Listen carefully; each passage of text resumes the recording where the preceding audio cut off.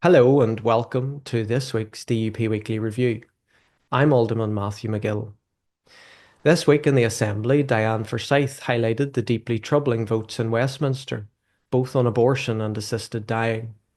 A new clause was introduced to decriminalise abortions at home, not just in extreme cases, but for any reason, right up to birth.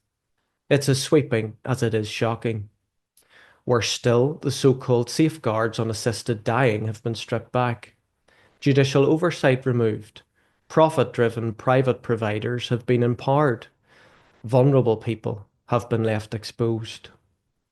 Our MPs voted against both measures, and we called out the silence of those, like the Alliance MP who signed the amendment on abortion, only to remove her signature, but has yet to find the courage to explain her position in full. Jonathan Buckley, MLA, spoke powerfully in support of the Chinook Justice campaign. It's been over 30 years since 29 people lost their lives, including 25 from the intelligence services in the crash at the Mull of Kintyre. Yet the families are still waiting for truth and justice. The official blame placed on the pilots has been discredited, but the Ministry of Defence still hasn't apologised. That simply isn't good enough. Out on the ground, Keith Buchanan MLA joined Deborah Erskine and Carla Lockhart in meeting with farmers in Five Mile Town to hear their concerns about DAERA's proposed Nutrients Action Programme. What we heard was powerful, deeply concerning. These are not minor tweaks, they're unworkable proposals that threaten the future of family farms. There's been no proper consultation, and our farmers feel ignored. The DUP stands with them in calling for DAERA to go back to the drawing board.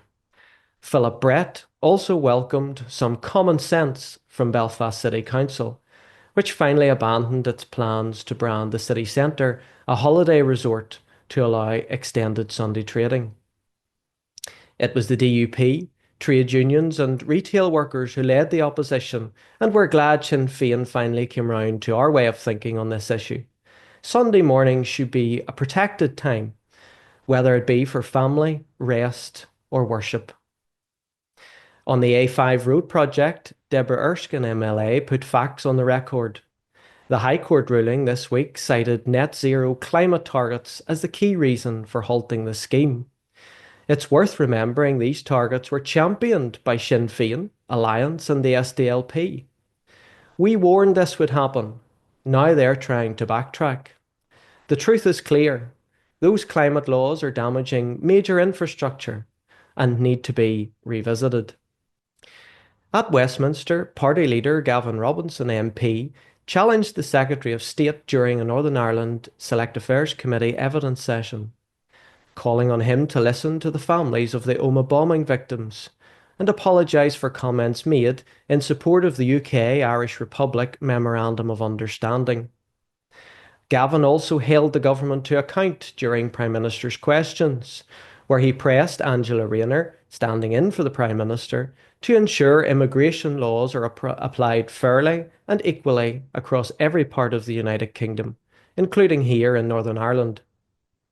Sammy Wilson MP took part in an important evidence session on the Environmental Audit Committee, examining the growing risks posed by harmful PFAS chemicals, a threat to health and the environment that must be addressed. Gregory Campbell MP was busy across several fronts. He raised concerns about the uneven spread of investment through the Life and Health Sciences Launchpad, with most of the projects concentrated in Greater Belfast. He called for better awareness and access across the rest of Northern Ireland. He also welcomed Colerane's investment in the Future Towns Fund, but urged greater flexibility to expand apprenticeship opportunities.